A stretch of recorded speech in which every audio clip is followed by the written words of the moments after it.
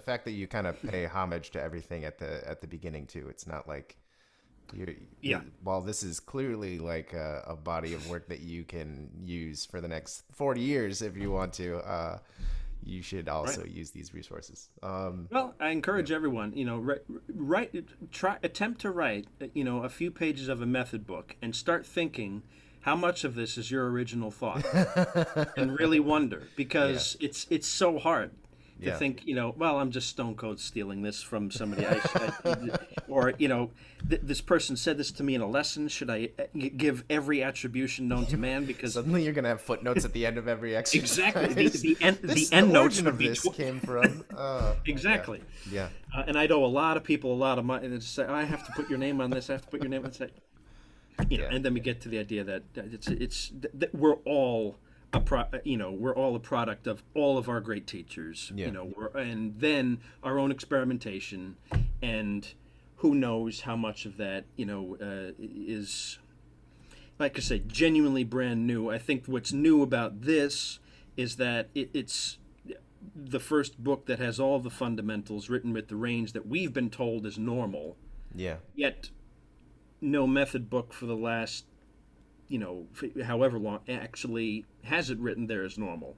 And Yeah. the other remark I always get is, you put a lot of ledger lines in there. And I'm Thank like, you for the ledger lines, by the way. That's I just my altissimo reading is better yeah, now that I have there's something that I can actually read that says yeah. like, oh, this is a high E, and I Well, there's actually get to two, look yeah, at. And by high E, I mean altissimo E, not like yeah, yeah. Oh, no, I'm on the same wavelength there. Absolutely, yeah, yeah. because Well, I there's mean, so much. That's half the time I'm reading rep is I'm sitting there like, oh, I have to memorize a new like ledger line, which I right. should have already had memorized. But yeah, Well, and that's exactly it, because it used to be with the standard repertoire that would, because the altissimo was so sparse, they would just write 8 VA over it. yeah, yeah, And you can do that and I do that in a couple of spots just for formatting, but it turns out also to look at, 300 pages of 8 VA lines is annoying as hell, yeah, when compared with learning your ledger lines. yeah. And I was just thinking, why is it a problem for us to read ledger lines? And the only reason I could come up with is that we just don't. Yeah, no, We that's just don't. yeah, yep. So it's like, well, that's not a good enough reason for me. Is that, well, I just don't. So, That's formatting, but also these days, that's composers are writing them in, because as you use more and more of it, it becomes plainly formatting wise really annoying to look at if you're seeing an 8 VA line yeah, the every jump other up system. and it really messes with your brain too. Like Yeah, because it's not like piano where you're just it's the same key higher up. Like you're right. doing a totally different thing and associating just an 8 VA with a G right Right. on top of the staff is just not the same thing. It's not. It isn't. I mean, it occupies a different mind finger space to Yeah. see that ledger, and to gradually work through that. And that's why they're written like that. And that's why, in the second book, that I write out the patterns in all the keys, even though, most of the teaching on patterns that I've gotten has been, here's the archetype of it, now just do that in every key. Yeah. And that has some utility, and you can use that book that way. But also, the reason why those patterns are structured that way is that they gradually get a little bit more and more demanding, more in terms of being complicated. Is that, and the ordering of them changes, because the first ones just start you out going to altissimo G, and gradually over the course of working through the keys, you're working up your range. Yeah. And Yeah. then the others are just, circle of fourths as you normally see them, or starting with C and then just going any order. So the variety of there was intended to kind of throw that off and make you really work with that. And, I'd say that you could be a really competent classical and jazz player, and out of Chops 2, only look at the page for maybe half the book Yeah. and get great utility from that, because if most of what you do is improvising without sheet music, and it's going to be better for you to learn how to transfer those things in your head in all 12 keys really easily, yep, just take the first page of that pattern and go at Just it. keep going. But as a development for technique, and development from syncing up really fine, brain space for where your upper register is, I think you get more benefit from using the page, even though Yeah. you may have this pattern stone cold memorized. still using the page makes that connection happen between all, the page, the eyes, the mind, the chops and fingers and all that, and that, that has some utility too. Oh And yeah, and so, it transfers when you're reading something new too. Like yeah, your eyes, it's just like reading a new word. That it's right. like, It's oh, so actually, good. I've seen this It's before. so good for sight reading, Yeah, especially, yeah, and learning and developing the skill of learning things quickly, yeah. that sort of thing. So, The you mentioned in the intro of Chops 2 the how uh, there were additional scales and like jazz variations that you could envision being performed or practiced in a similar way. mhm. Do you ever think that like eventually you're gonna like add Chops 2 version 3 and 4 and 5, and just slowly the book's gonna get thicker and thicker? Or are you like, this is it, there are other things that you can incorporate, but you can change those scale degrees yourself? That's Yeah.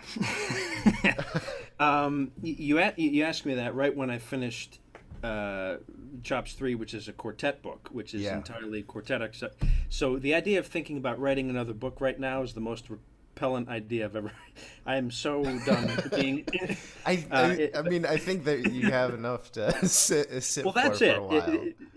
That's it too. Is that I really do want people to think of that as the way they work through their scales. And I tell you what, if you work through that whole book, Chops 2, in its entirety, up to, let's say, around 16th notes around the 132 area, something. If you do that whole darn book and you're looking for something new, I'll get you something. But because, and not to be braggadocious or anything like that, but I'm the one who wrote it, and I wrote it because that's what I practice. It Yeah. takes me 4 months to play through 2, and it takes me at this point probably about 6 weeks to play through 1. On alto or soprano, I've worked through both of them, and so I spent all that time writing them. I think you've got enough there to work on, Yeah. for a while. And also, don't rush right through them. Really No, ingrain. yeah, there's That's no the whole point. reason Yeah, it's not something you want to, oh, I'm going to work on this page today and then I'll right. work on this one. That's yeah. Right. And I also wanted it to be that's the other thing, is that I wanted the book to be honest, is that do I practice my pentatonics that way? I don't. I have no use for that right now. Whereas somebody who is wanting to learn to improvise, around, Yeah. and using some pentatonic, that would be much more useful for them. And Mm-hmm. so I think having worked through a few of those patterns, they could easily make that transfer. The scales that are common that we all use, I mean, the majors, and the minors, I mean, we all do that, and also chromatic, of course. And then most, I even get this from like music theory colleagues and whatnot, where we call it the diminished scale. They're like, "Oh, you mean the octatonic? That's what jazz people call that. That's that slang name for it." I said, "Oh, whatever." And so but anyway, so Blasphemy. That's yeah. And so with those patterns, I think that those appear in a lot of mid 20th century French repertoire was using the diminished scale and octatonic scale all over the place, but it's much more commonly used in jazz yeah. than it is in classical repertoire. But the idea of thinking of every mode and altered dominant, and then thinking of every, I think those have kind of been covered and pretty well. And also, if I went too far into the jazz realm, to making this equally useful or making it specific to classical or jazz, because I don't think that is specifically a classical book. Yeah. Because I think we all use those scales, Yeah. and yeah, it's true that there is a jazz melodic minor versus a classical melodic, and is harmonic minor completely useful for a lot of jazz and all that sort of stuff. We could talk, quite a bit about that, but if I included everything there, again, that would be dishonest, because I'm not practicing thinking in Locrian every day. I'm Yeah, not doing no, it. that's yeah. And also, what I didn't want it to be too general. I wanted this to be a specific scale course that you could work right through, and now you've got a really great connection, mind to fingers. And now, if you've done that, or heck, you work through 10 of them, you're ready to start incorporating your own stuff into that pattern you just did. You Yeah. know, and so that's why I kind of wanted to leave it there. Plus, maybe it's just a product of the jazz, materials that I used, is that to teach it as strict scale patterns as opposed to harmonic patterns would probably not be as useful. And so I used the Coker book, was my primary jazz technique book, Patterns for Jazz. I love it.